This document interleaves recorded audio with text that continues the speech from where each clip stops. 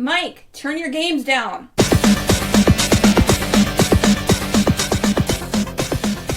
Hi, we're looking at another TV episode of Games My Mom Found. I am Mike Albertin, and I'm ready to record for every woman, man, and child that wants to listen to a podcast, that wants to hear what I have to say. Who's with me tonight? Hi, everybody. This is Kenneth Sanity telling you that what you need's there to read on the dotted line. This is Blair Farrell from comicbookvideogames.com advising you to kill your self-control. And this is Joe Butler, and I will throw my dog the invisible bone. Oh, that was good. That was better than mine. I didn't know what the hell to say. So we are here to talk about a show that I had absolutely zero interest in, and only did because you guys, I felt bad. I made you guys watch some shit and cover it with me. It's like, all right, we'll try this. We're here to talk about Peacemaker Season 1 that came out in 2022. I can't believe it's been a year. Let this be a lesson to everybody, despite what television and the media tells you. Bullying actually does work, because we essentially bullied Mike into covering this. Hey, Mike felt bad. Hey, don't you know, calling someone a bully is also bullying, because being a bully isn't cool. So this is a show that's written by James Gunn, but essentially produced by James Gunn. I'm assuming he directed some of it. Produced, he did direct at least, I know he directed a few of the episodes. Yeah. Probably the first, probably the last. I know he did the first one. I did the first two, and I was trying to keep track, but then I pretty much binged these last Saturday, because I watched one episode Friday, and then Saturday I was just doing them, and then I just couldn't stop, because this is my third go through. And Mine too. Any excuse just to watch this show.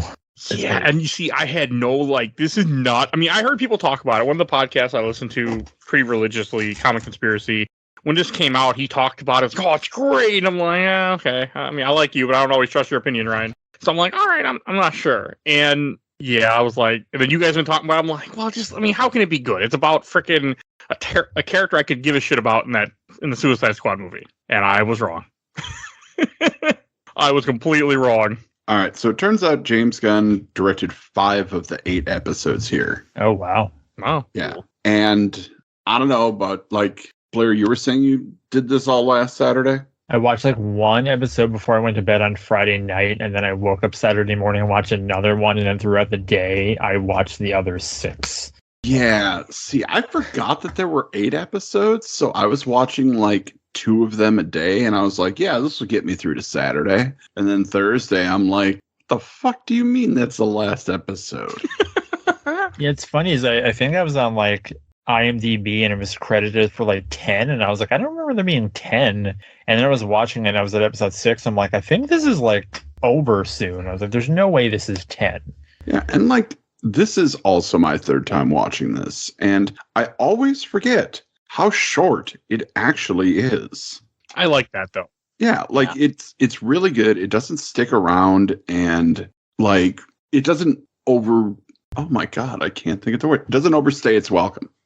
That's what I wanted to say. And in a world of Marvel shows where, I mean, some of them are okay, but they're clearly movies chopped up into TV shows, and this actually feels like a TV show. There's an overarching story, but then every episode is here's a setup of something, and here's where it ends.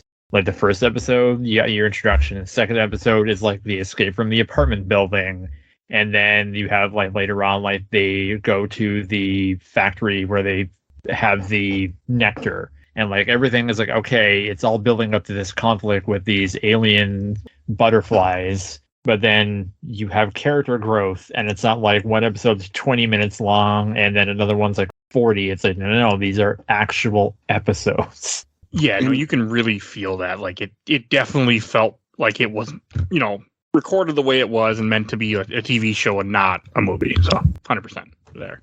Everybody gets a chance to breathe, which is what I really love about this show. By the time it's over, you know so much about all of the characters, not just the main characters, but all of the major speaking parts. You know enough about to understand them as a character, and everything they do in the show makes sense.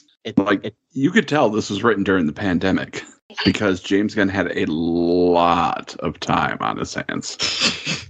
Well, one thing about the show that I want to bring up before we get into it is that, like, this show was only created because Suicide was created, obviously, and that was only happened because they fucking... Was it alt-right that got James Gunn fired from Disney? No.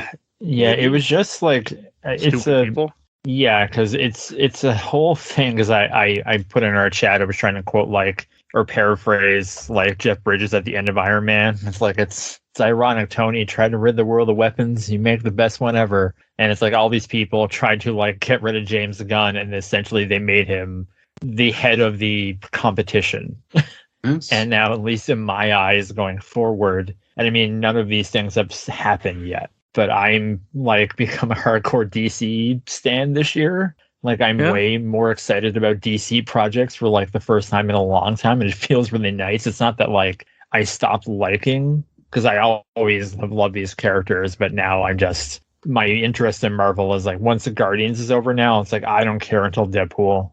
Like, the rest of it's like, yeah, I'll see it, but I'm not excited about it. But I'm like, oh, I want to see Superman. Like, yeah, I'll watch a Creature Commandos cartoon. Like, what are these cats up to? Like... So apparently politicians were targeting him is what it says in the article I found. But I can't find anything else. Like, I want to know, I'm curious if it was, like, just, you know, like, who the fuck was, like... 'Cause I know they brought up old tweets, essentially.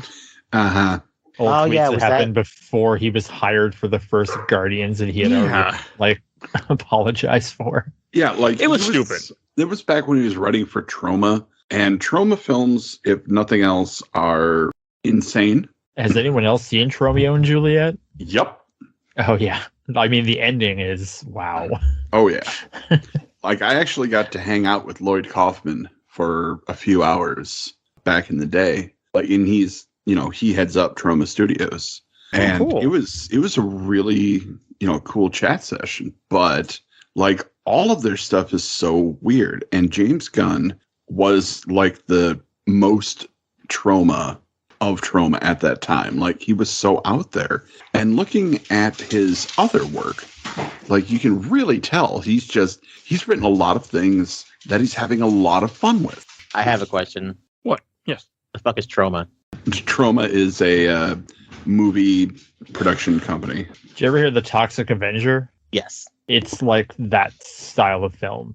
Oh, okay. Like the weird, gross kind of... Yeah, it is that style of film. That's like, actually it. Like James Gunn's first. I think I'm not sure if he was the director or the writer or both on Romeo and Juliet. I know he wrote it. And it's basically like a modern take on Romeo and Juliet. But spoilers for that movie for anyone who cares. Was at the end, Romeo and Juliet are like brother and sister, and they still get together and have like incest mutant babies. What the fuck? It's fucking great. Yeah. And the narrator is Lemmy from Motorhead, I think. It's been a while. Yep. Lemmy's the narrator. Also, Sean Gunn, gentleman who plays Kraglin, Calendar Man. He's in there. He plays one of the Capulets. It's a weird fucking movie. Yeah. And all Troma movies are weird fucking movies. And then out of there, you get James Gunn, who really kind of catapulted into the mainstream as a writer of the new Dawn of the Dead remake that was directed by Zack Snyder. And the Scooby-Doo films. And the Scooby-Doo films. There's some good films. All three of those films right there. Yeah. Like, Mike, you made a gagging sound. I'm not sure if that was you or your cat. It was me. Like, that movie. I hated that movie when I saw it in theaters, but I'll watch it again someday for the show and see if my opinion has changed. Yeah, I mean, I at that time, like, I've never been that big of a Scooby-Doo fan. I used to watch like a pup named Scooby-Doo when I was a kid, and I thought that was funny. Hell yeah. And I just never saw those movies, as at that time I was in graduating high school, and I was like, I don't really need to see this. Like, I'm all about Spider-Man. But I know I watch Scott Nislander's videos, and like he does deep dives into Scooby-Doo. So I think I have to find these somehow and rewatch them, or watch them for the first time, rather. I mean, the Scooby-Doo movies I like. I don't like the Dawn of the Dead remake. That's what I was bitching about. Oh, I thought that I liked it when it came out, but now I'm not sure. At subsequent times, I've kind of fallen off it. It's on Netflix right now, and it's my favorite zombie movie of all time. I have it on DVD. Maybe I'll make it happen. I have it on Blu-ray. Do either of y'all have the special edition that has like the story of the gun guy from across the road, and he's like telling his own side of the story on like a DVD? I think so, and I have like the extended edition because I know like they have a priest on television, like he really gets into the weeds on just like the debauchery of man and stuff like that. And in the theatrical cut, it's very little, but in this, like, it gets into everything. It's like pretty uncomfortable. That's fine. That's Zack Snyder. Oh, and I found the thing that I was looking for. It was the alt-right that started, some guy named Mike Chernovich, who apparently was something to do with Pizzagate. That bullshit. So that's where it comes from. So I was right. Then yeah, 'cause I remember that took me way too long to Google and find it. By the way, just now, like. Good. That means it's because it's a controversy that shouldn't have happened in the first place. So I agree, but I was like, I know what happens. I'm trying to read it. Like I want to tell the story. I couldn't find it at first. And it's crazy to think about because like James Gunn, I've been watching like a bunch of posts, Guardians of the Galaxy 3 interviews, and like I follow his Twitter, and he responds like a lot of fans who just post things, and he's gone on record saying like he was working alongside Kevin Feige. Like he got to see the Spider-Man script and add notes and all these other things. So had this not have happened, like I wonder if he would have been like a second in command or kind of groomed to be like Kevin Feige's replacement. I believe that. Yeah, I believe it too. Because they fucked up. Yeah, Guardians 3 did so much better than like their last two movies. I 100% believe like they probably would have been like, yeah, go ahead and stay James Gunn. But oh well, now we live in a good universe where he runs DC universe and he's keeping Peacemaker and apparently Shazam alive. So is he keeping no way Shazam? No, I thought Shazam was done in rings. He's done. There's no way Shazam. They just, in my opinion, because since you brought it up, I want to say I think all those characters are gone.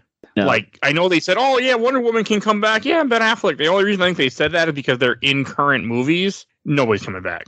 I think he's gone on record saying, like, well, if Shazam was successful, like, maybe we'll think about it. But Shazam has been, even though it was, in my opinion, better than Ant-Man, it was a financial disaster. Like, I saw it on the Thursday night screening, and I think there was, like, maybe 5 people. Oh, yeah, it's done. James Gunn confirmed that he is keeping Peacemaker for the Flash after the Flash reboot, the Flashpoint Paradox, and I thought that kind of leaned way into the after credit scene for Shazam because in Shazam the 2 characters from Peacemaker show up, so I thought that was kind of his way. That's also the fact that was filmed, I think, so long ago that they just said, it was already there. They didn't give a shit. Yeah, I probably believe that too. Harcourt was in Black Adam too. Yeah. And they were setting up stuff, but it's all done. Okay, then. There goes my 2 cents. Yeah, no, we're not getting anything more from them. I think once Flash comes out, you're going to get a press release. Oh, yeah, Ezra Miller, we're going our separate ways. Bye, crazy. I think that's all done. I think all that's done as soon as they're just waiting for the Flash movie to come out. And I think that movie, they spent too much money and they don't have a choice at this point. I believe that. Oh, boy. I do want to see it. So. I got my tickets. I am on the fence so hard on that one. I was, till I saw Supergirl, and I was like, yep, I'm in. Oh, yeah. That's what broke me. Whoever they got to play Supergirl sure can kick my teeth in any day of the week. But no, I don't think, this I think will continue. Well, this will continue, they already said, but I think it's more of just because this was successful, too. Like, this is a really good show. I couldn't believe it. No, the reason why I brought up the whole spiel that went on the racist thing is that this show really felt like a fuck you to racists, and it was amazing. And I was watching a YouTube video, because I always like to kind of watch some review stuff before we talk, just so I can get an idea what some people think. And they were like, oh, they had to put the message, and you put it like 3 different times where you put like a white screen with a bunch of different like stuff on there. I'm like, oh, okay, you're kind of showing what you are then in a way. Because this show, yes, it's very anti-racist stuff like that. It never felt like it didn't fit. It didn't feel like it was just there to be there to me. That's because if you mention where it's because I was kind of, when they announced the show, because I also saw the Suicide Squad and I want to like it more than I do. I do like it. I own it on 4K Blu-ray. But I was like, I don't need to see. I don't know if I want to watch a show about this character. Like, he had a few funny moments. But then in watching discussions, people brought up, but everyone in the Suicide Squad starts somewhere and ends up somewhere except for Peacemaker. Like, he never gets his catharsis, and this show is him getting his boost, because everyone, Bloodsport kind of gets over his rat phobia, and King Shark gets friends, and Ratcatcher also kind of Ratcatcher 2 rather gets family. Harley Quinn shakes being in toxic relationships, but like Peacemaker, like the last thing that happens is Rick Flag calls him a joke, which he brings up here. And I love that scene where he's just in his trailer doing his eye muscle exercises or whatever. And that brings up a really interesting point. Like, did anybody here not see Suicide Squad before they watched this? No. Because they do give you a last time in Peacemaker's life little recap at the beginning. Yeah. But I don't know. I feel like if you haven't seen the movie, you're not going to get as much out of the show. Even like the first, he's sitting down with his dad eating chili, and he's like, oh my God, there was this guy in the team, and he's like scared of rats, and there's someone who has rats, and they're like laughing. And he's like, I hope that wasn't the guy that shot you. And then they both go quiet. And so you would not get that joke at all, like if you hadn't seen Suicide Squad. Yeah. Yeah. I don't know. Do we like want to run down the show? Yes, Ken, let's run down the show. Not like we've been gone for 20 minutes because of internet issues. Nothing like that happened. So, I don't know what you're talking about. No idea. Fucking A. So, yeah, we can kind of break down the episode. Let me pull up my wikis back up because for some reason, when you restart your computer, all the wikis go away. Weird. What? No. Man. What web browser are you using? Google Chrome. Well, you got to check the start where you left off box. That would probably work. This is gonna sound weird, but imagine being the guy who didn't stay for like the after credit scene for Suicide Squad and being like, "Oh my God, Peacemaker's alive." Wait, what the fuck? I mean, yeah, funny. that's what I thought too. Like, I was just so confused when I first heard that they announced that. I was like, what the hell? I did stay, but I forgot about it. Fair. Because I What think year is Suicide Squad? 2021, it was like August 2021. That's amazing. Oh, man, this show was that quickly afterwards? Wow. Yeah, they were probably like, because I mean, the Suicide Squad was probably supposed to come out, and it was probably just done and delayed, and he was probably like waiting around and was like, oh yeah, like why not just write a show about Peacemaker? And at the time, before like DC got in the hands of James Gunn, they were probably like, whatever. Because that's kind of what this universe has been. Like, I know people love the Zack Snyder stuff, and I am coming around to some of it. But DC has had, for years, it just had this, like, do whatever you want, we'll see what works, without any real type of plan or consistency. So when someone's like, I'm going to do a show about this guy that no one's ever heard of, like, whatever. Like, might work some of that Guardians magic again. You might have Peacemaker Christmas tree ornaments. I would buy one. Easily. I got like 3 Peacemaker Funko Pops in my room. I've seen a ton of them. I don't have any. And the only one I want now is Eagly. And even then, it has to be dirt cheap. So, I've got Eagly and Vigilante and Peacemaker. Vigilante, the actor's coming to a convention near me. I'm so jealous. I don't care enough. Plus, I think I'm in Boston that week. So before we started recording, if we're going to, I guess, break down the episodes, we should break down the opening. So the opening song, like, Do You Want to Taste It by Wigwam. So before the show came out, that band was dropped by their label. Oh. The fools. Yeah, they dropped them. And then the show came out, and then the YouTube views and everything and the downloads on that song just skyrocketed. Like, I believe it. So I take it they got signed somewhere else, huh?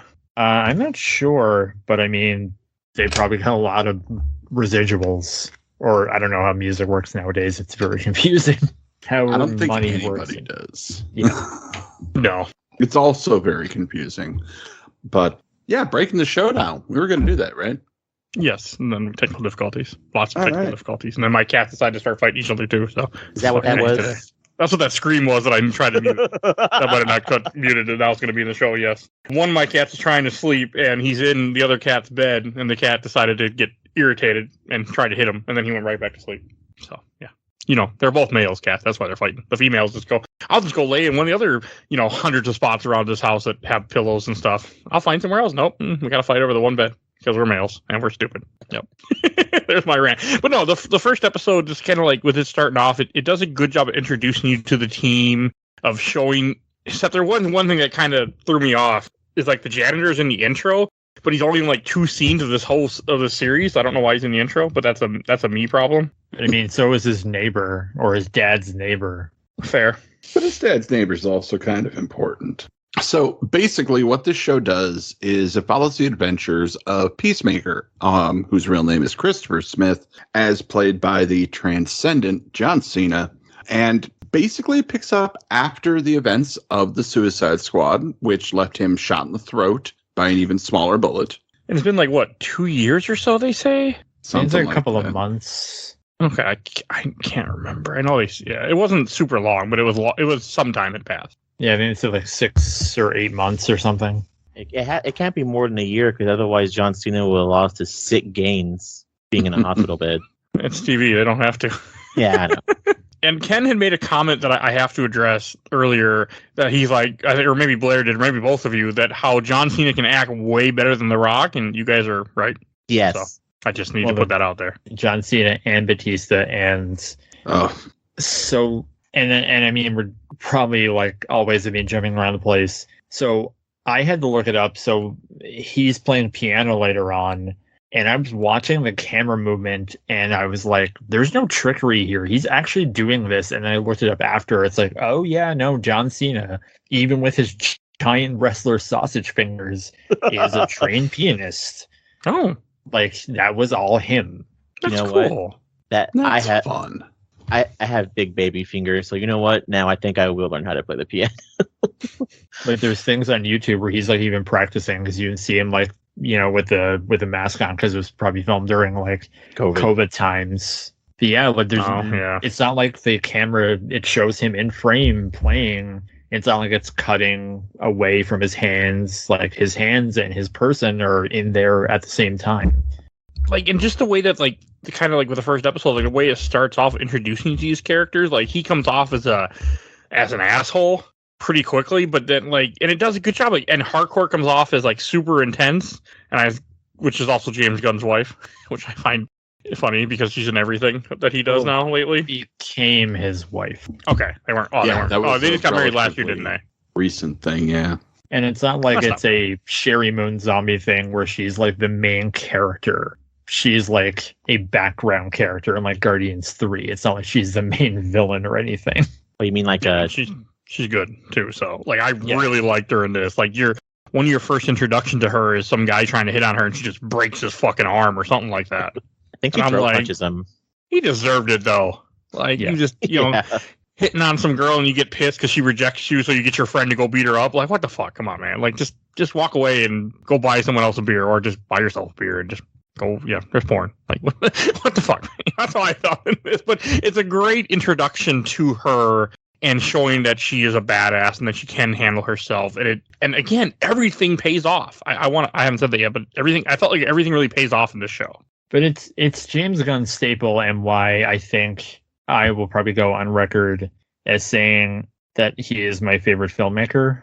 And it's because his stories are about losers and outcasts finding and becoming heroes. Like, that's what Guardians is. That's what Super is. That's what the Suicide Squad is. That's what this is. Like Peacemaker is like a jerk, but even by episode 2, it shows him just like where he breaks down when he's like, I don't have any friends and you're an asshole who pushes everyone away. Like he wants to have friends and be loved, but he just won't let himself because he doesn't think he deserves it.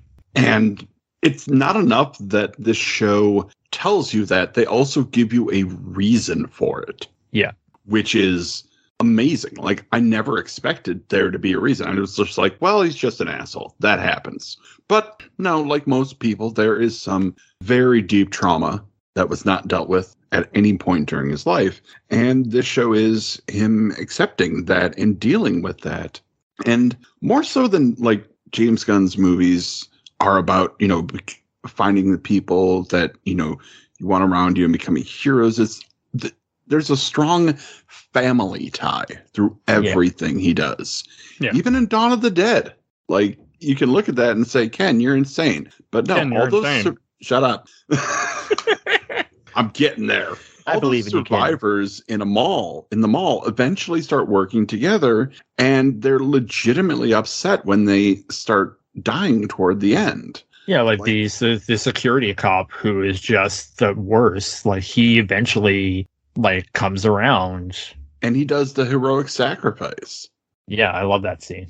So like, And he's it's- also a Man of Steel. yeah, like I don't even want to go there because we can play We'll Connect cover it Dots up. with James Gunn actors at all night, really. During the technical issues segment of our show, Like, nobody will we hear. were we were talking about Brightburn, the Dark Superman story, which was produced by James Gunn, and the woman that plays Harcourt is in that. The one who plays Economos is in that. Like, Oh, there's a Steve lot of Agee. yeah. I like Elizabeth, him. Elizabeth Banks, who was in Slither, and I can't remember. Isn't she in Oh, Power she- Rangers? Power Ranger reboot? Yes, she was Rita Yes, Repulsion. She munched on scenery. It was great. Oh yeah, And no, she does a Blondie. good job in that. I love that Um, movie. I can't good remember movie. the name of the actor. He's Peter Quill's dad in Guardians, and he's the mayor in Slither. Oh yeah. But it's one of those actors where it's like Oh, you it's see his face and you're like, Michael oh, it's Rooker. that guy. No, it's not Rooker. It's Greg Well, Henry. Okay, yeah. I thought that was like his uncle or something that he played, Clark Henry. I thought that was like his mom's brother or something in Guardians, but whatever. No, it was I got it was nothing. Meredith's dad. It was his grandfather. Oh, okay. Wow, looked young in that one. Anyway, like James Gunn likes to use a lot of the same people, and you can really tell because he gets the best out of everybody he works with. He just does. Yeah, no, he really does. I agree with that too. And it's one of the newcomers who I love is Vigilante. He's played by Freddie Stroma. Oh, And going back to like kind of his family. So before he hired Freddie Stroma, he was in one of the Pitch Perfects, which was directed by Elizabeth Banks. mm, So he called up Elizabeth Banks and did an asshole test. They're like, okay, we think this guy's perfect. It's like, but how is he as a person? She's like, no, he's great. Like, you're going to love him, cast him. So it's not like, hopefully down the years, you're not going to find out Freddie Stroma as like a monster or anything. Like, he did the homework before getting this guy. That's cool. So there's a weird thing about Vigilante that I want to talk about that I brought up earlier. There's one thing I don't like about him, but I do. And I have a weird like throw off question. Have y'all all seen Black Adam? I have. Yes. no. So, It's okay. well, a general thing, Deadpool ruined a bunch of movies because you always have these people writing new characters where they try to do like a one-up of Deadpool where they introduce a character wearing a mask and he's goofy. Black Adam doesn't do it so well with one of the characters they introduced, and whenever Vigilante showed up, I didn't actually like him at first because that's what I thought it was going to be. It was just another guy who has his face covered like Deadpool who makes jokes and he's kind of a loser kind of thing. But like throughout the series, he's actually like he grows on you, and he's probably like one of the best characters of the whole show.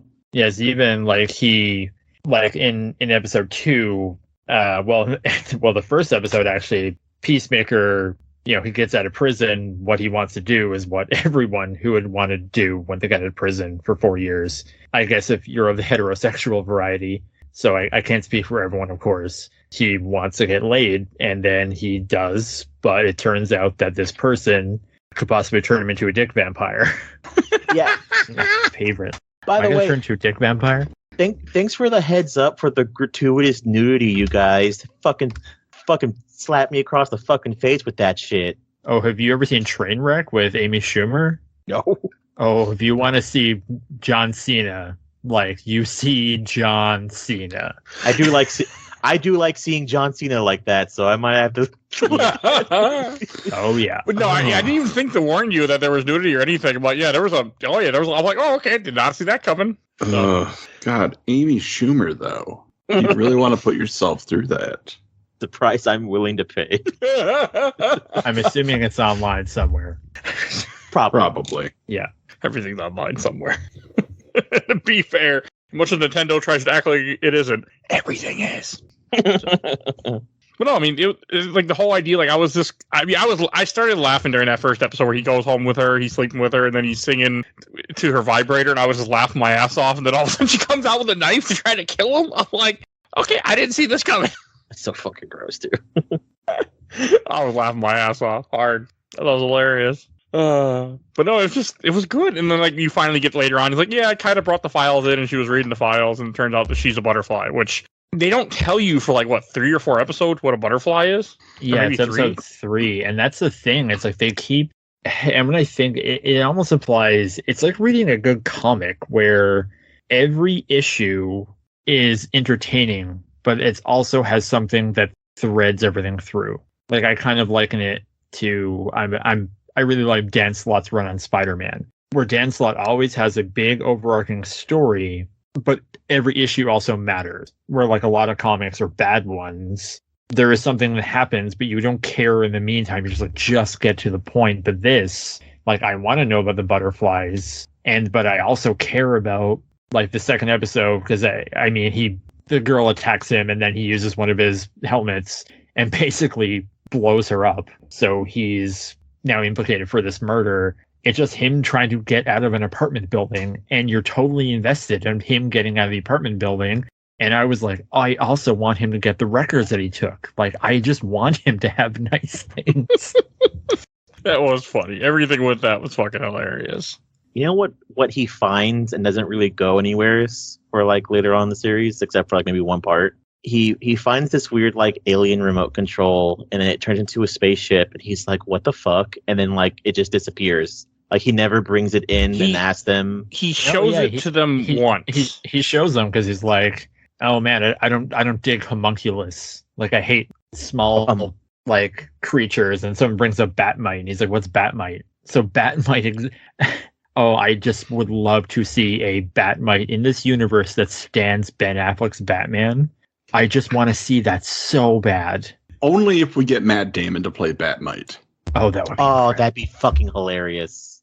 I mean, I can see it happening, but yeah, I don't see Ben Affleck won't be Batman anymore. So No. I'm pretty sure that's done. Then now we have, what is it? You have the new Batman, which is Robert Pattinson, and you have Taylor Lautner play Batmite, which will be even more funnier. Okay. Only That's if we a get reference Kristen there. Stewart to play Poison Ivy. Okay. We're not gonna. I mean, they're gonna be done with. I don't think there's any way Ben Affleck comes after the Flash is done. Yeah, they're gone. He's done. I don't think he's gonna be in that movie for more than like 5 minutes. Is my prediction. He already said that.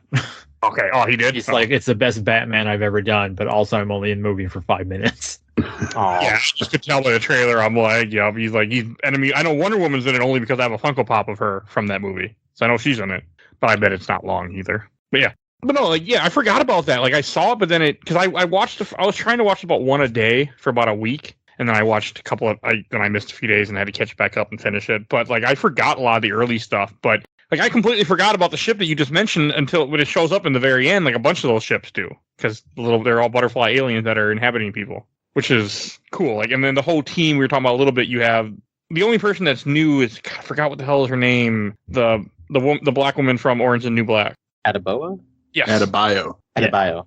I really like her in this. And I haven't seen her in anything but Orange and New Black. I'm like, she did a great job in this. Yeah, Daniel I didn't Brooks see her in is, anything. Period. I never saw Orange is the New Black. You don't So Nor did I. You don't need to. It's okay. It's okay. I got tired of it. I watched But- it. Yeah, she was phenomenal in this show. And the fact that she's supposed, like, you don't find it out till later in the show that maybe it's not that late, but you find out that she's Amanda Waller's daughter, which is also cool too. I think it's the that's end like of the the first second episode. Oh, is that Yeah. really? Yeah.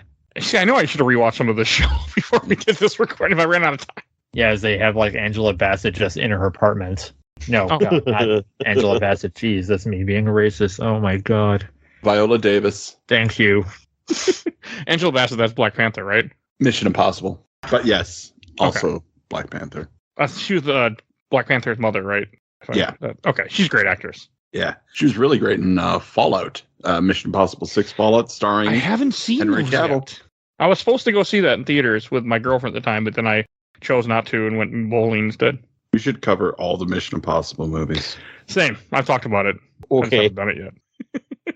And just do them all at once. One episode. All 6 movies. Just nonstop talking for 20 hours. That'd be so exhausted. All right. Oh shit. What mic drop? I unplugged myself. That's him falling down the stairs, which is I predicted earlier when. This recording has been nothing but problems for me. It's fine. We're doing it live. It's the show. So And, it works out because, unfortunately, once Peacemaker gets out of the hospital, he has nothing but problems. He has to deal with his racist father. He has to deal with an entirely new team that he doesn't trust and they don't trust him. He has to deal with an alien invasion. And he has to deal with being murdered, like being wanted for murder. And broke. Yeah, and broke. Is his dad is that in the comics normally, or is it just for the show where his dad's like a huge racist supervillain? I think White Dragon is a character from the comics. Yes. His costume is actually comic accurate, surprisingly. I mean, he is a key, but I'm assuming Peacemaker had nothing to do with him because I'm pretty sure Peacemaker was a nobody character until. Yeah, I mean, it's a character that dates back to I think it was one of the characters DC just obtained. Yeah, this was one of the ones that came from Charlton Comics, which we brought up in our Watchmen episode because Peacemaker was one of the people that directly inspired the comedian. Oh, okay. The original, not this Peacemaker. Yeah. Although now I want to see John Cena play the comedian in a Watchmen movie. I'd watch that. I think it would be great. But so I'm assuming it's not. But oh man, when I found out that White Dragon was a real racist villain that they did have in the 80s, I'm like, okay, that's awesome. Who is that? His father bad in this? Who, that guy's a piece of shit. Oh God, Robert Patrick is so good at being an asshole. He's a great actor in this. And just all the lead up to Peacemaker and everything it leads on, when you finally find out why he became Peacemaker, why he took the vow, why he's doing what he's everything all makes sense, and it all comes back to his father's a piece of shit. That's what it is.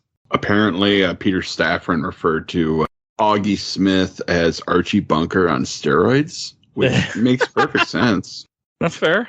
I also think it's really funny that his dad makes all his equipment, and it's kind of how is your dad this fucking smart on Batman-esque level of making equipment? Yeah, he has an extra dimensional closet, which is never explained. That doesn't have to be. It's not important. I do like that it has the same kind of coming into existence effect as Bloodsport's weapons from the Suicide Squad movie, though. Oh. Because, Bloodsport supposedly pulls all of his weapons out of an extra dimensional storage area. So I kind of hope that... Remember that. That goes through, comic book wise, he pulls stuff out of it. And the way the weapons kind of all work together, you can almost see it in Suicide Squad. Did you guys ever cover Suicide Squad on the show? Neither. That's a damn shame. I mean, you don't need to do the first one, but I'll do this. What's wrong with the first one? Okay. I'll do the first one. I actually enjoy that. I like both of them. All right, I found two suckers. Okay. All right, I'll do it. I found three suckers. But yeah, I'll gladly do both of them because, why not? So yeah. Oh, man, that's funny. But what is it? I do think it's funny. I think we ran past it earlier, how you're introduced to Vigilante as some dude who's just a busboy at the restaurant they're eating at, and Peacemaker walks in full costume like an asshole. Yeah, he's just the best. And Vigilante is such a deranged character in this too. Oh my God. I love about Peacemaker because I just love, someone brought up when James Gunn eventually, when Superman does come out, he's like, I just want in the universe for people to be in costume and for them to be called by their code names because in the MCU, no one's like Iron Man, do this. It's just Tony, Steve, Peter, because they're all just friends. So to see him just come in his costume, it's that's if something would happen in a comic book, that is fair. It worked well. It's fucking hilarious. Just everything with them, the way that they interact with each other.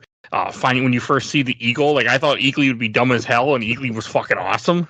I knew Eagly was going to be amazing from the opening. Oh yeah, we haven't talked about the opening. We've made allusions to it, but we haven't really talked about how it might be the best opening ever made. It's what got me to watch the show. It also has a spoiler and a theory. Oh. So originally, it could be bunnies? Yeah, originally, whenever the show came out and it's revealed that the butterflies take over people, people had a strong theory that the show was going to end where everyone got taken over by butterflies, and that's why everyone's doing the dance in the opening, because they're all mind controlled. Oh, That's an Okay. interesting idea. Huh. I mean, it didn't work out that way, but It didn't, No. but Yeah, Uh, it was, because when the Suicide Squad came out, I was like, I don't know if I want to watch a Peacemaker show. And then it came out, and like Mike, everyone was talking about how good it was, and I was like, oh, I don't know. And then I was just on YouTube one day, and the video showed it was like Peacemaker opening, and I was like, what is this? And I turned it on, and I was like, oh no, I'm subscribing right now, watching this. I have to see the show that goes with this, and immediately hooked. All thanks to the opening. also, how did you watch this in Canada? It's on Crave. Okay, I was like, I know you don't get HBO Max, or sorry, Max now. yeah, it's Max now. God damn it! We Oh, have a I had to service- freaking delete the channel from my Roku, re-download the channel, log back in. I get a text from my dad, be like, "Oh, I can't get into it." I'm like, "Yeah, here's the information. Log back." So, We have a service called Crave here, and it gets some HBO programming, and Peacemaker was one of the shows that they got. Like, that's how I watched The Last of Us here. This is how I'm watching Clone High now. well, that's good, since I know you're not your country's not special enough. whoa. We're not Yeah, starting an international incident today. Well, I'm insulting HBO Max more than I'm insulting Canada. HBO Max Yeah, I is fucking hate HBO Max. God damn it! so. I'm not a It- fan. $15 a month, my ass. Oh, they're all going up that slowly. So just Yeah. Disney Plus just keeps cranking up every few months. Oh, throw another $1 on there. You won't notice. Yeah, like Netflix is begging me to come back, and I was like, no, thanks. I get Netflix for free, so I'm not worried about it. The opening also has a transition where Peacemaker shoots the camera and it pans over to his dad, alluding that he will eventually shoot him in the fucking face. Oh, that's cool. Oh, you know what? You're right. It does. That's when you get Robert Patrick dancing with the blinkers on. Yeah.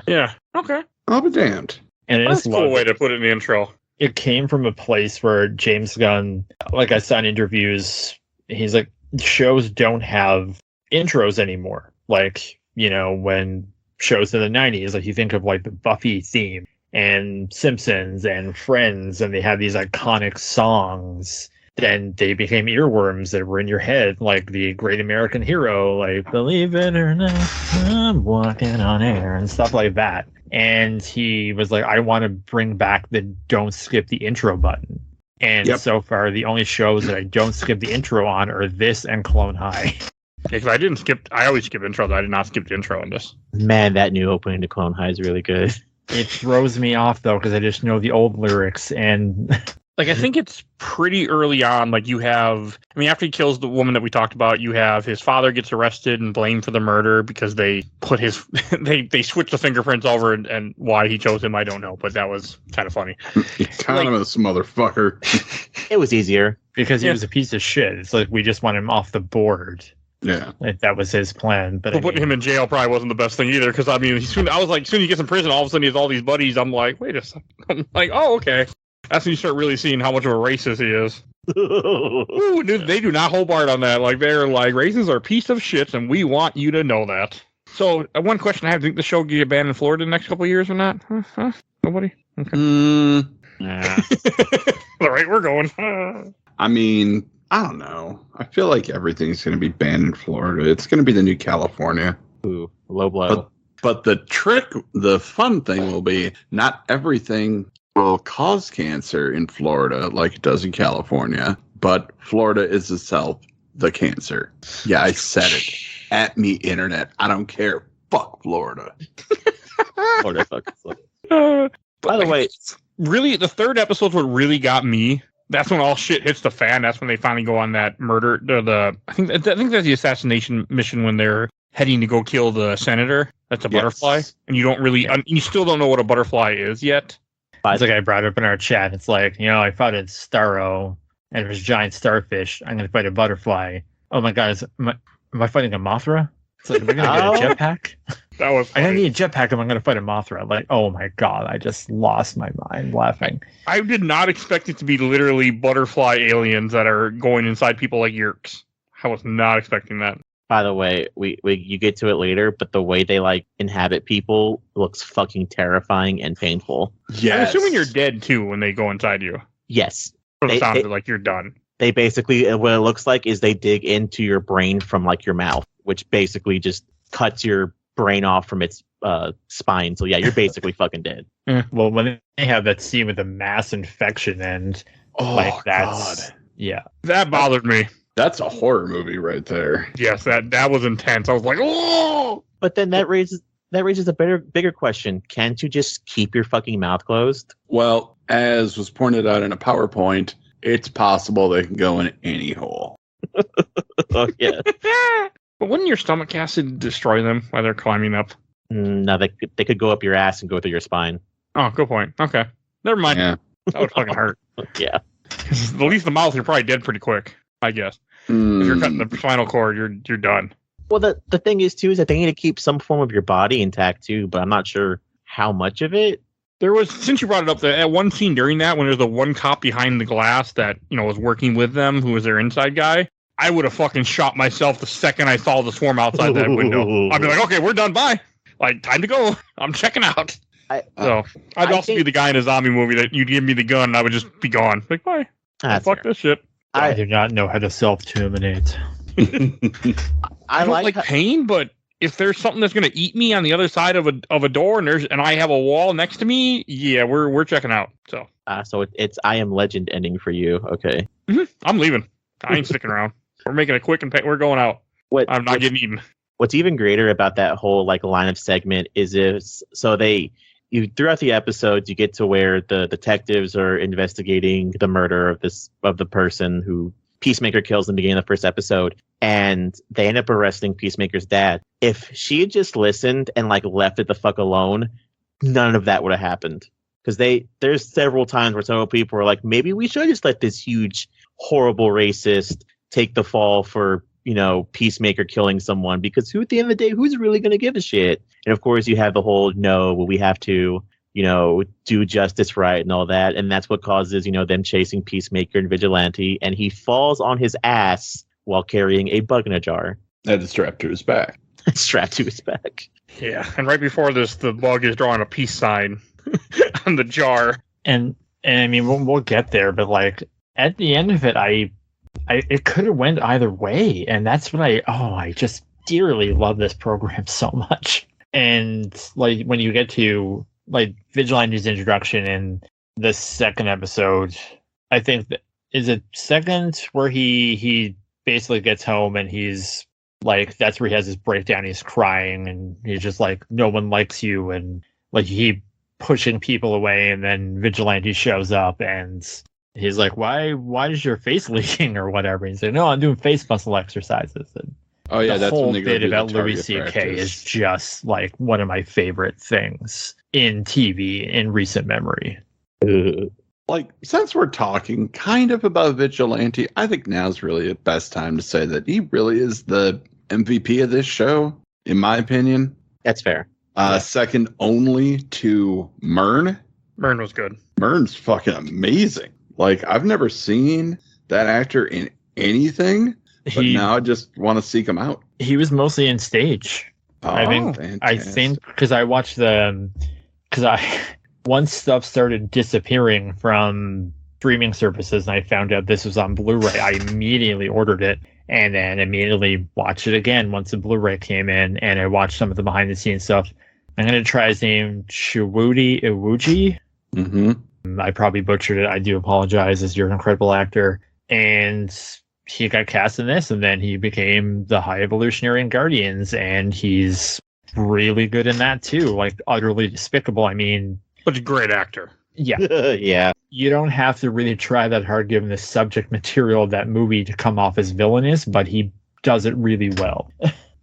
I should go see Guardians 3. Oh, you It's should. worth It it. is so good. As a guy who shitted on Guardians Volume 2, fucking 3 was amazing. Well, that doesn't make me trust your opinion, Mike, because 2 is better than you say it is. Yeah, it's better than the first. I don't like Guardians 2 either, Mike, but that's because I also have parental issues. Thank you, Joseph, for not liking the movie. I didn't like it. Thank you. But no, I just really don't like the movie. No, I think 3 is great. Go watch it. Okay. 3 I'll see that tomorrow. does the right mix of humor and violence like this does and makes it work. Yeah. Where like this show did so well is it mixed all that and it works. so great. Like all the characters. I mean, Myrn was great, and then later on you find out that Myrn's a butterfly. I thought that was a good way they did that. Jeez, what's the common thread among both of those movies being good? James Gunn. Oh, yeah. Well, again, that's why I really think that, like, with Guardians 2, he didn't have as much power in it. Like, I think the studios got involved too much. I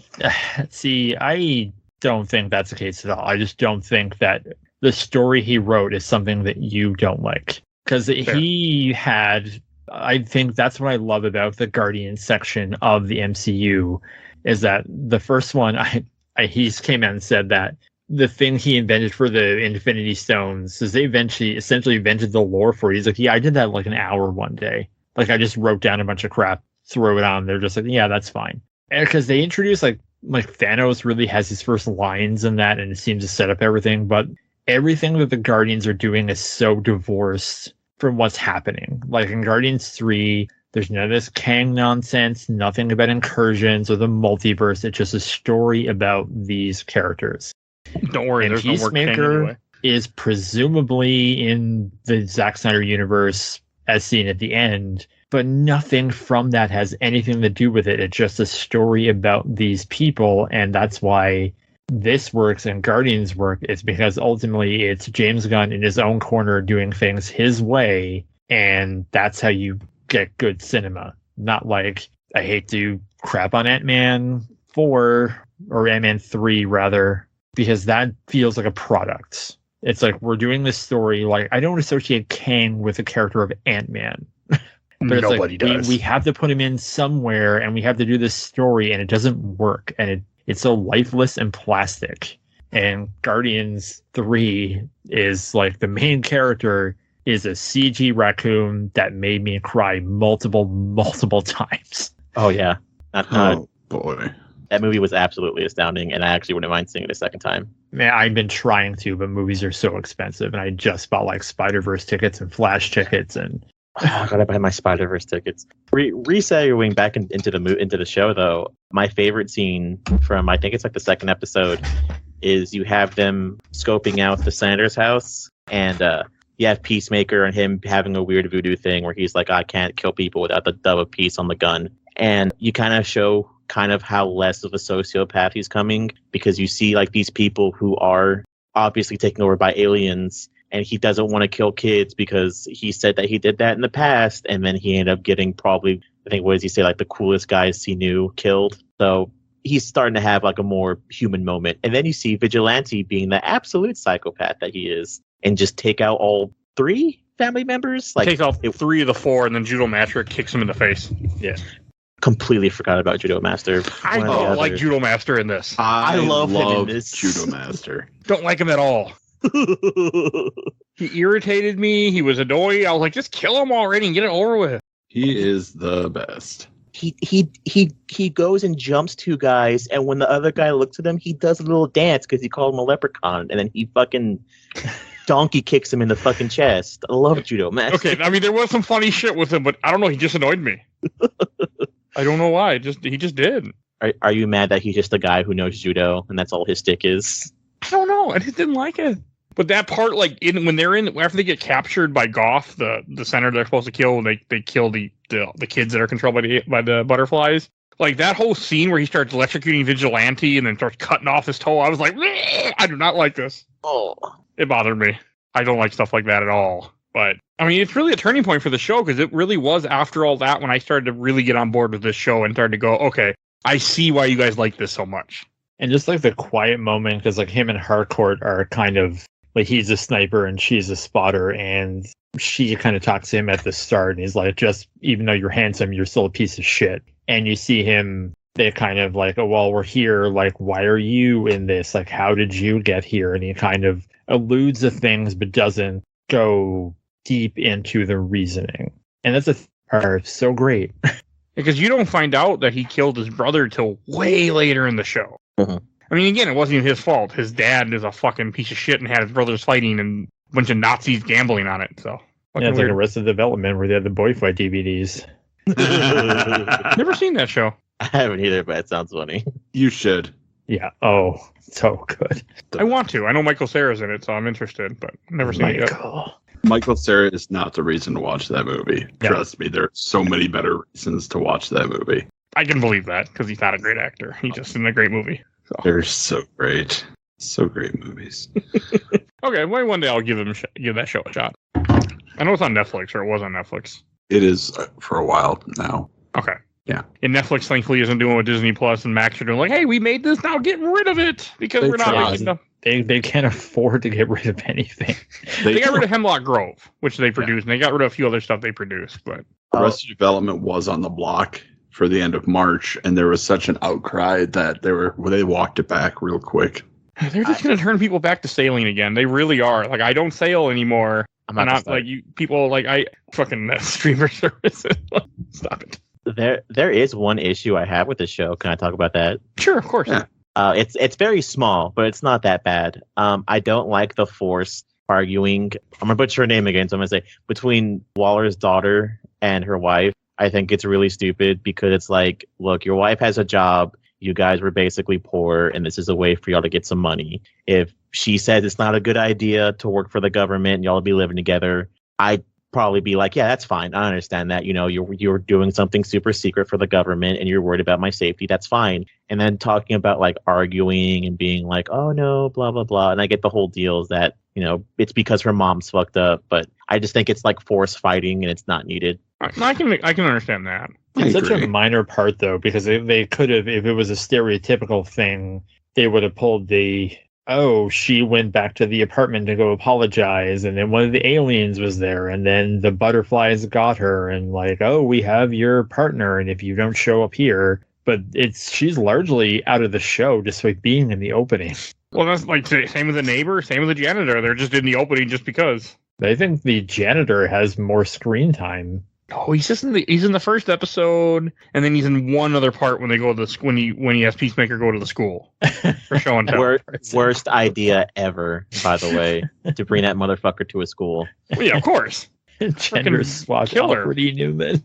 What are the jokes he keeps saying, which is like just which I 100% believe too. I totally believe if superheroes were real, you could go to 4chan and be like, oh yeah, Superman totally has a poop fetish. And yeah, Aquaman does fuck fish. Like, I completely believe you find that shit. What was the one with Green Arrow?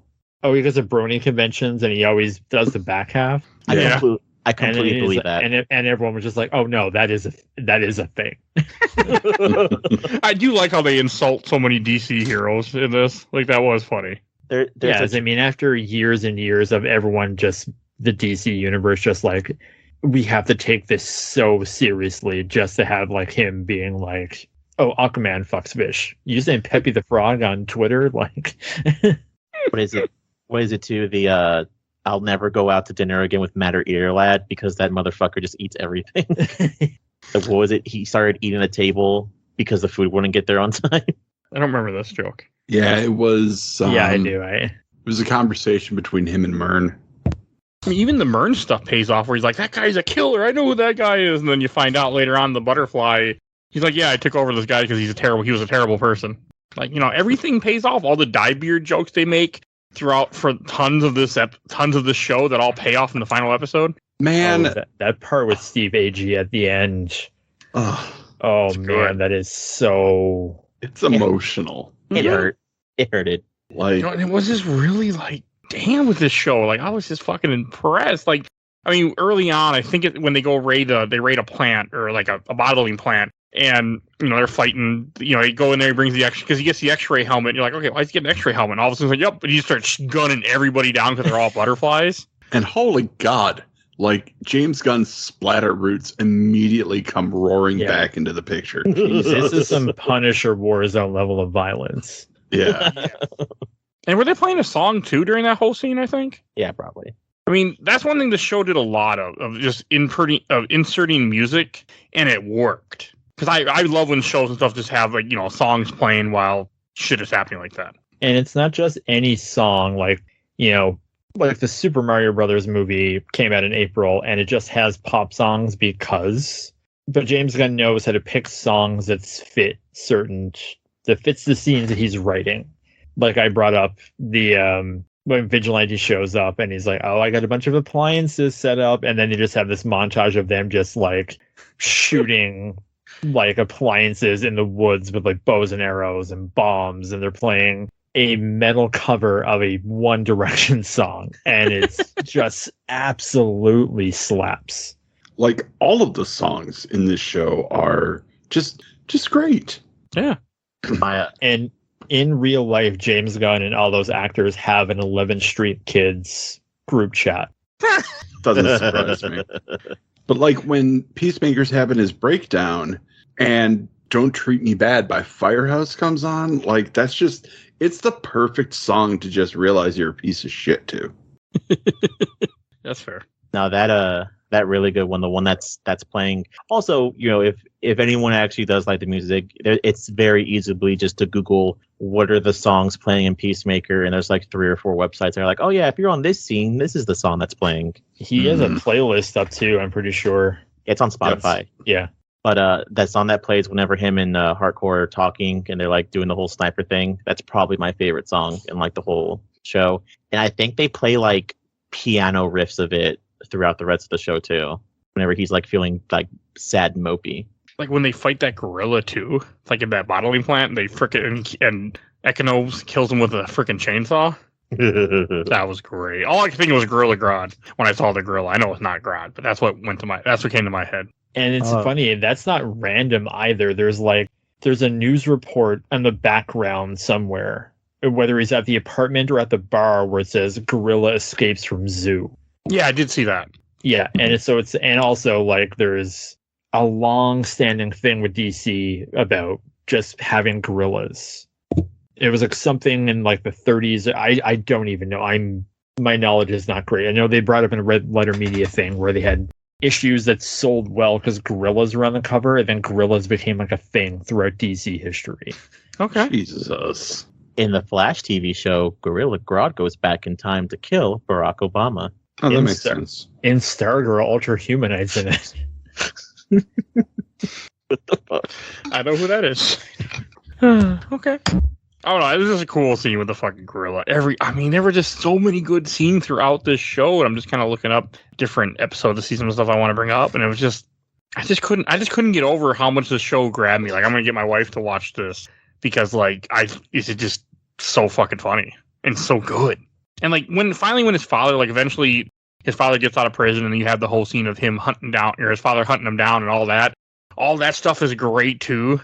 With how much of it, like it, and they all like. I like how they have like white hoods, but they have white hoods with 2 things that are not Ku Klux Klan members. But I mean, exactly that's what they're like. That's what they're saying. Like these are 100% Ku Klux Klan, but they're like, we're gonna make it a little different just because.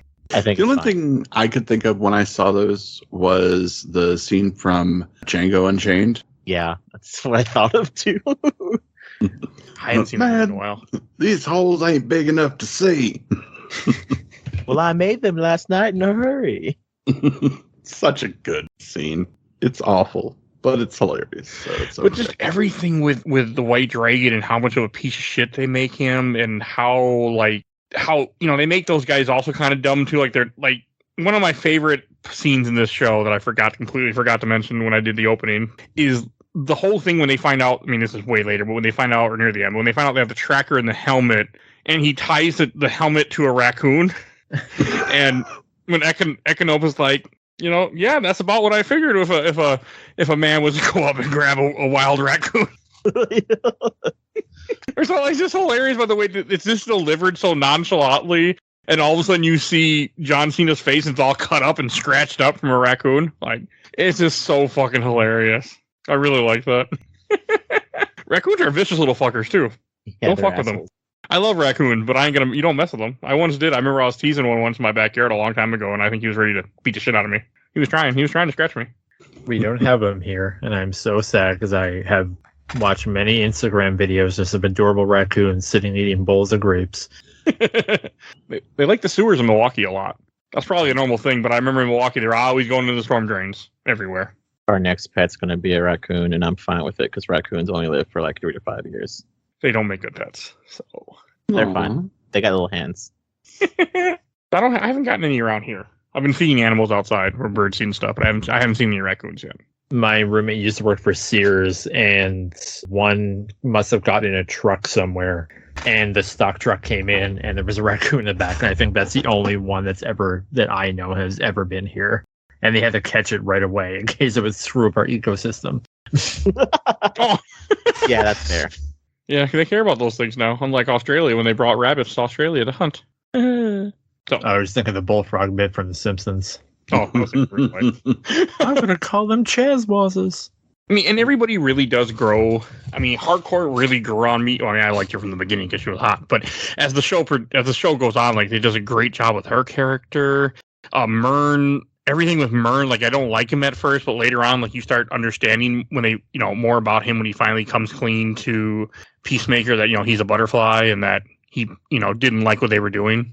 So he joined the humans. It's not only that, it's like where he has like the speech where he's like, I took over this person. He was a terrible human being. And every morning I wake up and I had to live with his memories and how hard that is. It's a pretty badass line. Yeah. Oof. And they talk about, throughout the show, they talk about the cow that, makes the nectar. And I did not expect what that cow was going to look like when we finally get to that last episode. He got his Mothra wish. That's kind of what it looked like. Yeah, I was expecting something like Queen, pulsating, bloated, festering, sweaty, malformed slug for a butt from Earthworm Jim. Perfect reference. It's a deep cut. So I had to I watched the first 3 episodes. My husband watched the first episode behind me while I was watching it, I think Sunday. And then I watched like 2 episodes at work this week, but I pretty much finished it all this morning. And whenever I booted it up, he went downstairs and watched it with me. And he's sitting there and they showed the cow and he couldn't stop laughing. And I'm like, what? And he's like, why does it only have one tooth? It's got one big triangle tooth. And it's just so fucking weird and off-putting. You know, it does. It's kind of cute though. I'm not gonna lie. Yeah, I kind of feel bad for it. A little bit. It's also and even bad for like the finale and even the closing scene. I don't know if we want to jump in there quite yet. We can jump around. We already because like the whole their mission essentially, like, these butterflies are essentially invading humans by taking over, like, burrowing into people and people of influence, and they have this giant alien creature that produces this nectar, which is the only thing that they can eat. Like, they can live on Earth, they can drink water, they can breathe the atmosphere, but there's no food source. So their final mission is essentially to kill this, effectively cutting off their food supply. And during earlier in the season, the main butterfly, Goff, Peacemaker and Vigilante, like, capture them and they're feeding it. And it said they try to communicate with them that they're there for peace. And at the end, he's infected one of the police officers that are after Peacemaker, and they're trying to explain the mission about how they didn't listen to science and reason, and their world was destroyed, and they're trying to prevent that here. And the choice of, well, do we let these people take care of us, or do we trust humanity to actually fix the problem? And it's kind of like the X-Men argument of, do you go with Magneto or Xavier? Like, both make good points. Like, clearly, like, this is touching on our own, what's happening now, and can we be trusted to save our planet? Like, maybe we should let the butterflies take over. Like, Judo Master is crying when he finds out that they're gone. And the last scene is just Peacemaker at his house, and Goff shows up and he dumps nectar on the grounds, and that is literally the last bit of food for that entire species. That James Gunn has confirmed, like, that is the last vestige of nutrition for this creature. And I thought about that scene for days after, and how, like, as bad as, like, Goff is like, does he have to kill them, or are they going to starve to death? And these things just in my brain. And it's just how effective and well crafted this entire show is. I mean, that does bring up some really good points. I mean, it's just the whole idea of, yes, they're committing genocide, but they're committing genocide against a violent attacker. So I think that's part, but it does bring a lot of good points. Like, I mean, can we be trusted? Like, humans are stupid. I don't think we can. We can't with money. We need to get to Star Trek level, then we can be trusted. But we're not there yet. No, We never no. will be. But No, that's why Star Trek is fantasy. We'll never get there. no, Humanity is worthless. too selfish. You know, there's a few good people here and there, but for the most part, we can't be trusted. We can't take care of ourselves. We're idiot children. Loki was right. Thanos is right. The butterflies are right. We suck. Jason All Todd's this- right. Yep. All this from a show that makes a joke about Peacemaker afraid he's going to become a dick vampire when he doesn't know what a butterfly is. Yeah. So, like, considering all of the ethical quandaries and emotions that the show made you feel off of a joke character played by a professional wrestler, I think it's safe to say that this show does something special. Don't forget. No, it really does. Don't forget. And A couple things I want to touch on real quick. One, like the White Dragon, like when he shoots his father in the head finally, and like you see how much it tortures him, even though it had to be done. Like fuck that guy. But like it makes sense. And then like when there's something about the helmet, he's like, yeah, we could make another one if we didn't just shoot the guy that did it. And Vigilant's like, oh, that's funny because we did it. And just completely misreading the scene. It was good. I do like that it confirms that Peacemaker is bisexual. Yeah. Yes. Yes, it does, which makes me and my bisexual heart very, very happy. It also confirms in the show that Peacemaker is left-handed, which, damn it, yes. I need more left-hand representation in the media. Is he? Yeah, they show him, I think he was signing something, but with his left hand. Oh, okay. So That's that cool. made me very happy because I'm left-handed. There's just a lot. I mean, like, and also that scene leading right up to it, like, because the last episodes are so like vicious in like what they do, and like you have the whole funny bit, like, okay, we got to bring the helmet there. How are we gonna do it? Well, we're gonna tell Eagly to do it. Or he's talking to Eagly. Eagly's flying it, and then Eagly there's an eagle, so he just turns around and drops it somewhere else. And we're Vigilant's like, he has a lot of great things about Peacemaker. One of his flaws is overestimating what Eagly can do. Easily voiced by D. Bradley Baker, by the way. What the fuck? Of course. I wouldn't expect anything less at this point. I also like the scene where what is it? They're like, are you guys ready to go kill the cow? And they're like, yeah. And then like the veterinarians are like, yeah, let's go kick some ass. And they're like, no, you guys aren't coming with us. What the fuck? Oh, that scene is rough. Yeah, where Vigilant's like, I'll just shoot them. They know our identities. He's like, can't we just? But he's like, but you're worried about what tape we use when we tie him up. Well, yeah. Like, Just like when Eagly gets shot and they have to bring him to the vet and he's just praying for him to be okay. And then when Eagly gets up and hugs him for the sound, oh my God, that's just, so powerful. Mm-hmm. and there's And a, James Gunn's ability to use the CG animal to like. I mean, there's also a small scene where Amanda Waller's daughter essentially tricks Vigilante to go in prison. He's going to try to kill, his father for Peacemaker because he got essentially manipulated. Man, that was such a good scene. That's a great scene. It is a great scene. And it's just such for Vigilante where he tries to do it but fails, and then he gets out, and it's kind of the first time where he's kind of serious, where he's like, I think I've screwed up. And he's like visibly upset by that. I mean, he did screw up. Yeah, but he wanted to help. Yeah, he's doing it for his friend. Yeah, no, I mean, his reasoning was right, but he did fuck up. Yeah. That's all. And, oh God, though. Like, Vigilante's so fucking great in that scene. Like, how do you provoke racists? Because he has it down to a science. Yeah. That was a really great way to provoke, better than the Kingsman.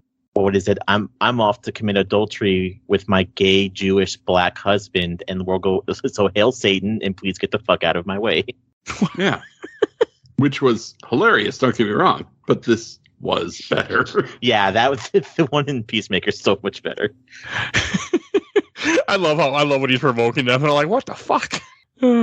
It's also even funnier because I think not the next scene, but later on, you see Peacemaker's dad get out of jail. And the dude that picks him up has like a big what is it? What is that flag people hate? There's a lot of them. Confederate one? The Confederate flag, yeah. Yeah, the guy that's driving has a Confederate flag patch on his jacket. Oh, of course he does. Mm-hmm. See, it's okay when you're fictional. It's not okay when it's real. It's not okay when you're fictional, though. As the show. Well, yeah, I mean, it's okay when you're fictional because it's meant to, you're a character, it's not real. But I actually have a good friend of mine that I know was not for very long, but I know she was dating a guy, went to his house, and he had a big Confederate flag above his bed. Like, okay. You want everybody to know what you think of people, huh? Nope. That's one of the few immediate red flags that I have. Like, gotta go. Nice to meet you. Or the other joke that I always think of, if anyone ever starts the conversation, I'm not racist, but you don't need to say anything else. You said enough right there. When dumbass people say that. I like that there's like an end, like an after credit thing in every episode. Which I did not know about until you guys said something to me. But like, it's never like something that's like you have to watch it. Yeah, it's just like, kind of like an extended scene. Yeah, it's just bonus fun times. With the best, of course, being like in episode 5, I believe, they have the briefing, the PowerPoint show, where he just goes through the list of people that he could have framed instead of his dad, and then it's just an extended version of that. That had to be ad-libbed. That's ad-lib. Oh, it was. Because he even says James Gunn, Freddie Stroman, and he says, I don't know who those people are. Those aren't real people. He just started just spouting out, and it was hilarious. It's great. I love it. I really enjoyed that. And I had to look up the detective, the male detective. I forget his name. Lachlan Monroe. That's the actor, at least. Yeah. I didn't realize he was actually on Riverdale, according to his IMDb. Mm-hmm. Which is funny because one of the names he mentions, like, those cunts from Riverdale, which I just made me die laughing.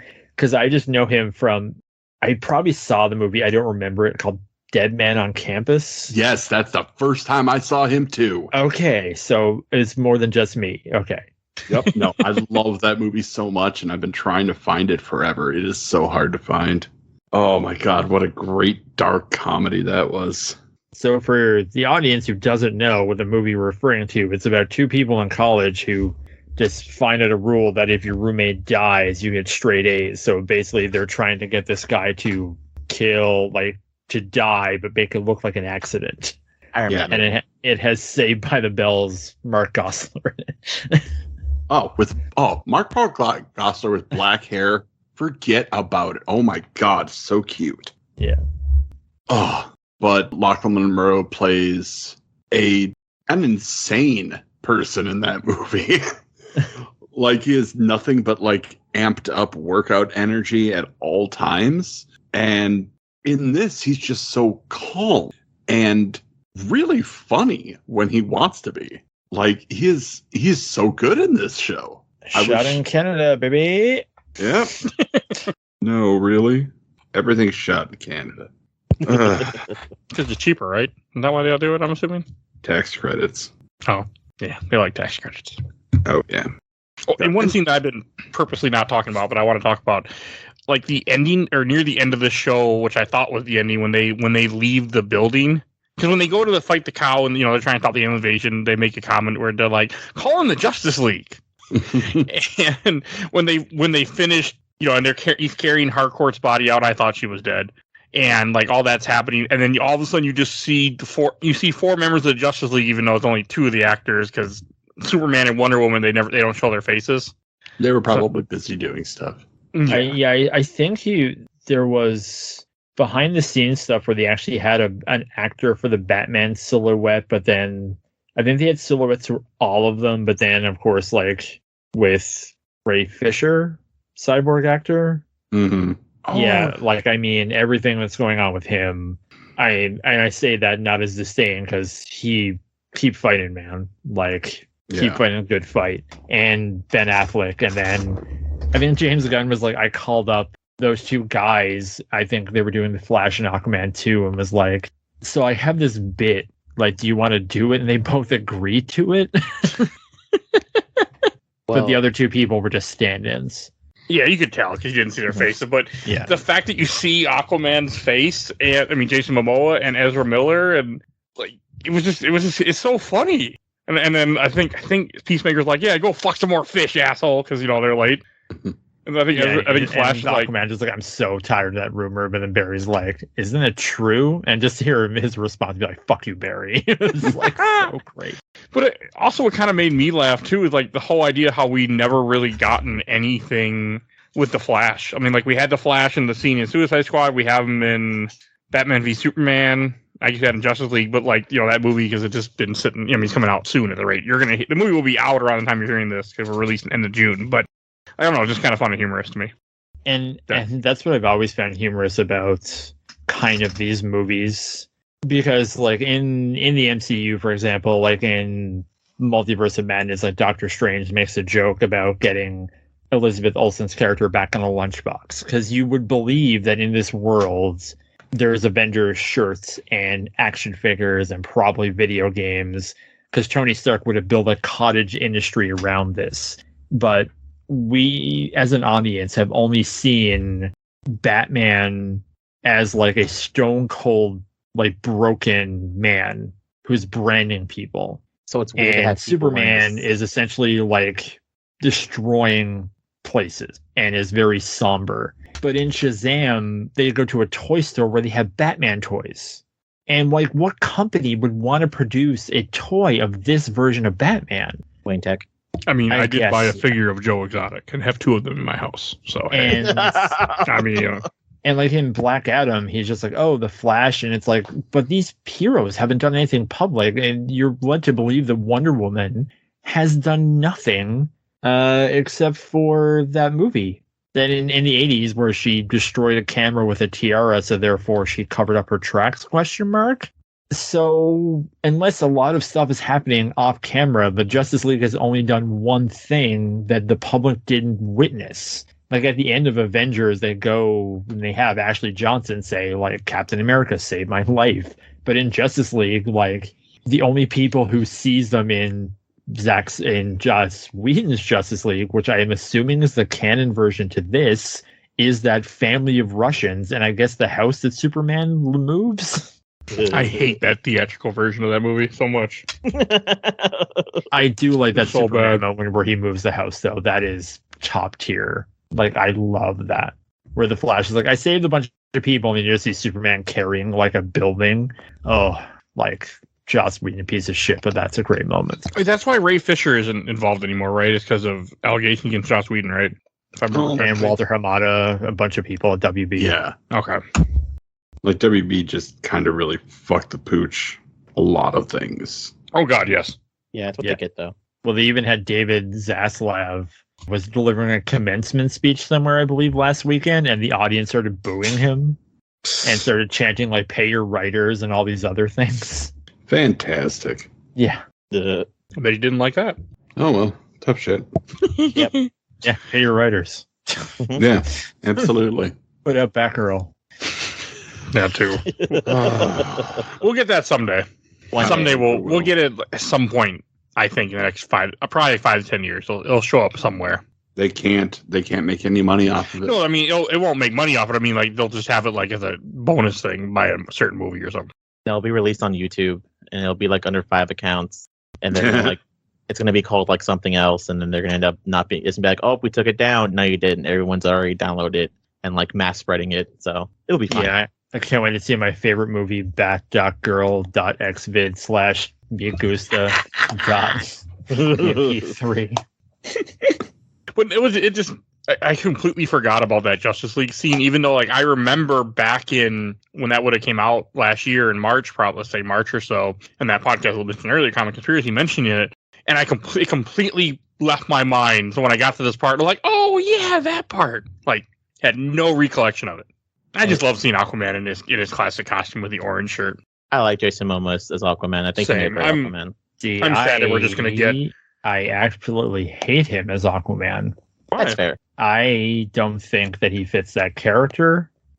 There's nothing about him that screams Aquaman. Actually, in watching Guardians 3, I think Will Poulter should be the new Aquaman. I'd buy that. And I will say, if you love Jason Momoa, go see Fast X. Oh, Oh, he is gaining weight on scenery. doesn't that movie end with like Vin Diesel getting superpowers or something? I mean, he's had superpowers Part 5, like a car is essentially an Iron Man suit in this universe, but Yeah. he's absolutely insane. Like, he understood the assignment better than anyone. Like, even if you don't like those movies, like, he is so ungodly entertaining. It's fine though. Jason Momoa has been confirmed that he's coming back as Lobo, so it's all fine.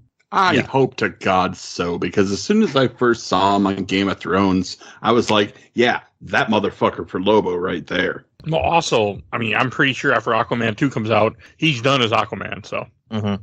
He's been done as Aquaman since the first one, I think. Well, that's so insane. Like, that first movie made $1 billion.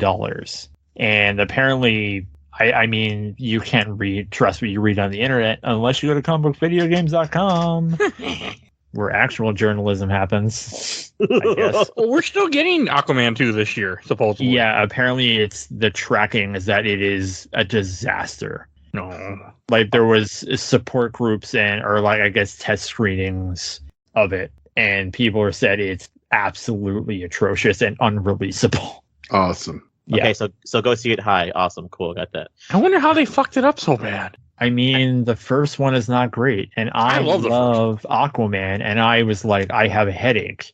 Like, someone said, I can't remember who it was, it's a He-Man movie that we never got, and I'm like, yeah, this is a Masters of the Universe movie. No, that makes sense, actually. Yeah, that actually makes a lot of fucking sense, yeah. Yeah. Like, Aquaman is the villain. Movie, like, you think about it, if Aquaman would have hauled the submarine out of the grounds, instead of just being like, oh yeah, I'm gonna like kill you or whatever, like, you wouldn't even have Black Manta. Like, and I'm not one of these people who are like, rewrite movies because everyone has to be perfect, but like, that's such a stupid decision, and it just poisoned me from the whole thing. Aquaman rant over. Peacemaker is great. I've only seen Aquaman once, and I just saw it in theaters the one time, but I've been wanting to rewatch it. But I'm unsure about it. Did they cut Amber Heard out? I'm assuming they didn't. No. They didn't cut her out, but from what I'm reading, like, they basically made her like a non-entity, which is so terrible because Mira is such a great character.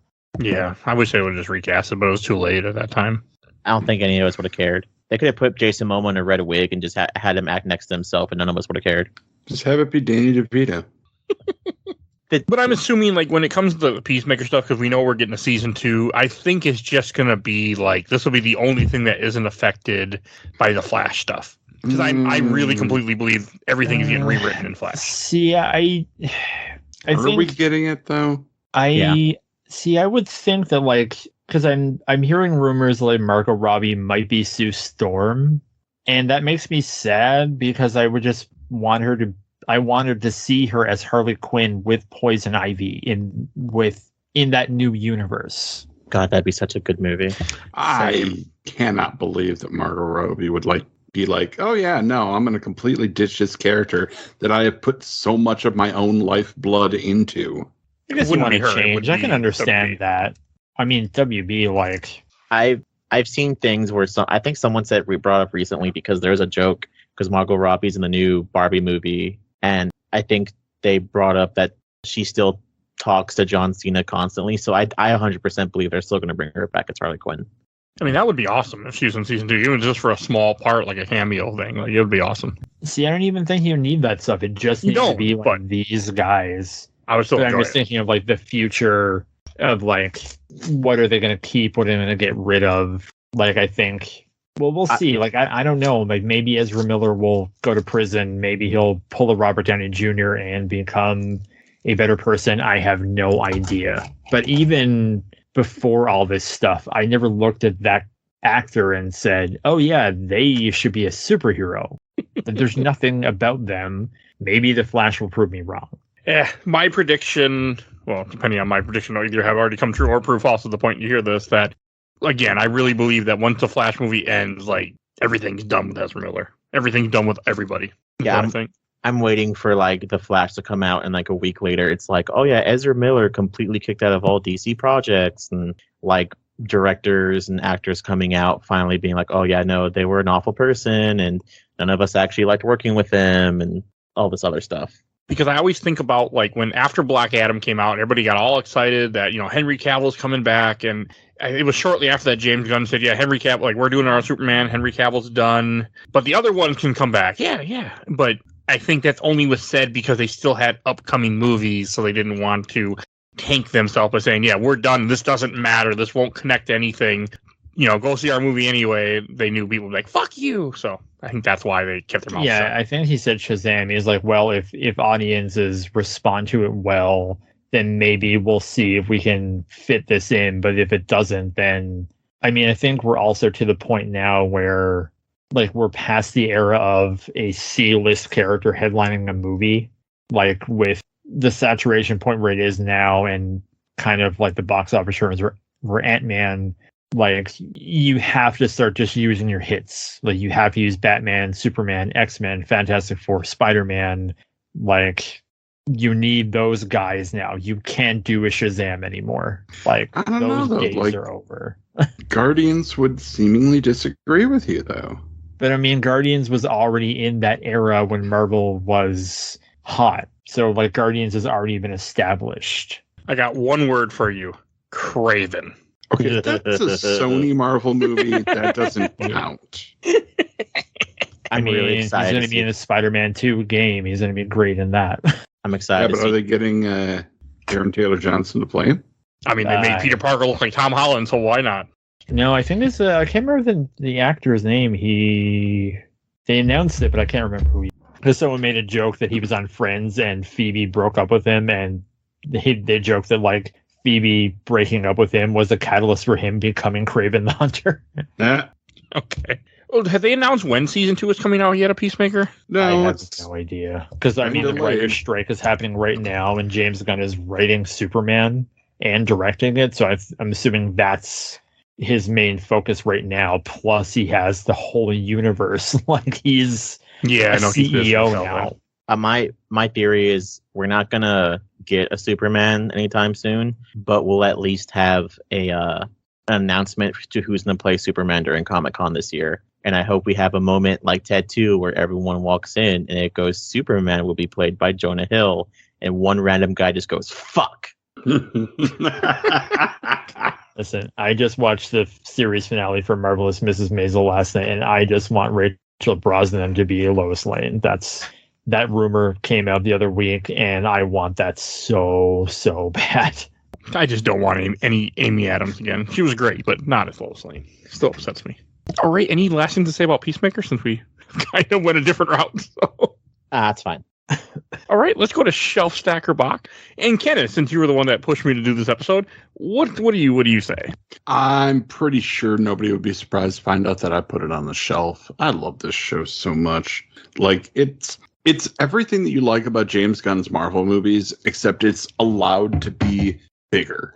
This is almost rough 8 hours worth of show. And it lets everybody breathe. You get a lot of really great character development. It's exceptional. All right. And I'll go next. I'm also going to put this on the shelf.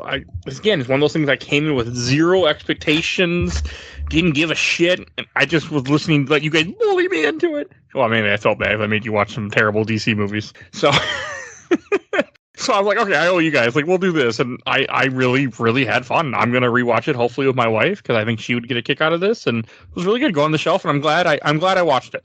And what about you, Blair? Oh, I'm pretty sure everyone's putting this on the shelf, so you didn't even really need to have the Shelf Stacker box this time. I adore this show. I think of all the superhero media that we had, and years ago, something would come out, and I was like, I want to buy all the toys and stuff like that. And now I'm just completely over that now. I don't need any junk. But when this came out, it just reignited something in me. I just wanted to stay with these characters. It just showed that you don't need spectacle just as long as you have a story and well-written characters. And the second those Funko Pops started showing up, I got Peacemaker and Vigilante and Eagly, and then I missed out on the Suicide Squad figures when they were out because I thought the movie was okay and I didn't really want to buy anything. Then I couldn't get Peacemaker, and then Victor Lucas from the Electric Playground sent me one, and I was very, very happy about that. So, yeah, I love this show. If they do more, great. If they don't, that's also great. If the second season's bad, will always be excellent. Okay, and you, Joe? I'm also going to put this on the shelf. I had a great time. I also was forced to watch this because I never decided to get around to it, especially because of the whole DC's being rebooted. And when that got announced, I didn't see a point in watching it. But I was the same boat. Yeah, I'm glad I did. And, especially because, like I said earlier, James Gunn confirmed that he's bringing Peacemaker back to his universe. So I'm sure it is a good thing that I watched it. But yeah, I had a good time with it. I love John Cena. And yeah, great movie, great TV show, whatever. Okay. I also think like that's why I think they've been also cagey about. They're like, oh, it's not a real reboot. Yes, it is. Like because they're worried that if they say it too soon, people will drop everything that's happening before. Like Shazam. Well, and then that's the whole thing about that is I kind of hate that where it's, oh, it doesn't matter. Like if the only reason you're going to see these movies is to see where it sets up the next thing, then these movies shouldn't exist. Oh yeah, I'm also. I'm sorry. Shazam doesn't really connect with anything because The Rock wouldn't let it or whatever. But like the first Shazam is like a great little story. It doesn't matter that it connects anything. And same with Shazam 2. Like I just really wanted to go see a DC movie. I didn't care about like who's going to show up or what is this going to set up. And it was fine. Like I wanted to be better, but I enjoyed it. Like it doesn't matter. Like if I can't wait to see Blue Beetle. Will Blue Beetle count? Don't know. Don't care. It just looks really fun. Oh, is that this year too? Yeah, it's August. Man, we're getting 3 more DC movies this year and only 1 more Marvel movie this year. We're supposed to get Loki this year too. Well, the show, season 2 then. Yeah. Okay. But yeah, I agree with you, Blair. It's nice to watch a TV show that's not, because Quantumania officially burnt me out on like the whole, the new movie's going to have something to do with the main bad guy. Yeah, not anymore. Yeah, and I think that's why we talk about it a lot in this. That's why I like Guardians. Guardians didn't really have any strings attached except to its own universe, and same thing with this, and that makes me like the show probably a little bit more. It was nice to appreciate a DC property like a lot because I really did appreciate this show. You know what? I'm just going to say it. I know this is a DC podcast. We're talking about DC stuff right now. But you know what? If they do have to recast Kang, boy, oh boy, do I have somebody who would be great for the damn job. It would be the gentleman who played Myrn on Peacemaker. Oh, yeah. Fair. As long as they would have to hide his face more because the High Evolutionary. But yeah. No, they can just say he's like a Kang variant. Yeah. Good point. That would work. I think is High Evolutionary not a King variant? But they can just make it that way. They retcon crap all the time. Yeah. Just get him. He did a great job with this. There's so many people that you could pick to play Kang. Like, I wanted Jonathan Majors to be good. Yeah, that really bums me out that he's... I mean, I don't know what's happening with that, and I mean, I hope it happens, but it's like I saw that, and he was the only thing I really liked about Ant-Man, and then I saw Creed 3, and he was terrific in that, and I saw... it was a movie that came out last year about... It was a true story about a pilot, and he was African-American. Devotion. Yeah. It was really, really boring, but it's the only movies that my parents like. But he's great in that too, and it's such a bummer because, and I saw him on a talk show, I think it was like Seth Meyers, and I'm like, it just seems like a great guy, but then these things come out, and, I was like, maybe it's just someone trying to do something because he's famous, but then it's all these other things, and it's like, oh no, this is deeper than just one person. And, yeah, this is, and with the movie bombing, I think his career as Kang is done because I think they're just going to push it away and go on to something and just. I don't think it's because of him, because when people talked about Ant-Man, they said no. I think the movie is just bad, but I think Marvel's going to blame it on him and not handle it right. Yeah. Well, they're just waiting until Loki 2 comes out because they can't drop him because we talked about people watching stuff because it doesn't matter when he's gone. People won't tune into Loki because Disney will have already said, well, he's gone, Kang is gone, we're doing our plans over, whatever. Yeah, I mean, they are, but yeah, they're being hushed about it. Yeah. All right, I think we said a lot on this episode. So, yeah, and Blair, where can people find you at? When is this episode coming out? End of June. End of June, okay. Well, you can find me at comicbookvideogames.com. I would normally put out my Twitter handle, but I'm finding that increasingly useless nowadays. I really need to find another place to... What are you talking about? Twitter's great if you paid the $10 and support a crazy man. What? Yeah, because none of my stuff is getting out there, which is frustrating because, I mean, by the time this is out, I have an interview with someone who worked on Superman Shadow of Apocalypse. It's maybe one of the best things I've ever done, which is getting not the traction that I expected, given the fact that I reveal and unearth unproduced Superman game in that article. And by the time this comes out, you'll also be able to read another interview with someone who worked on Justice League Heroes The Flash for Game Boy Advance. I have that now, and it'll be up by the time The Flash comes out. Man, I want to play that game again. Okay. No, yeah, Twitter's a cesspool now when it comes to the way they fucked everything up. So that's a whole other thing. And if you want to support the show, we do have a Patreon for Little Dog. You can vote in our Patreon polls. We have a poll every single month. I don't know the poll will be next month, so I'm not going to say. But you can, actually I do know, but you can go vote in that poll. You will see a link in the show notes to go check that out. We do have Discord. If you want to chat with us, you'll see a link in the show notes also. Please join that. And when you shout out my awesome intro and outro courtesy of Helena at Hell Hasphere, you can follow her on TikTok. And when you shout out to my buddy Bill Tucker, who started his own podcast, A Gamer Looks at 40, been on the show many, many times. It's where he interviews people how video games affect their lives. Very good show. Definitely go check him out. And please follow us on Facebook, Instagram, Twitter, and on YouTube. Audio only, but we are on YouTube. And that's everything I need to say. So we will see you guys all next time. Bye, everybody. Bye.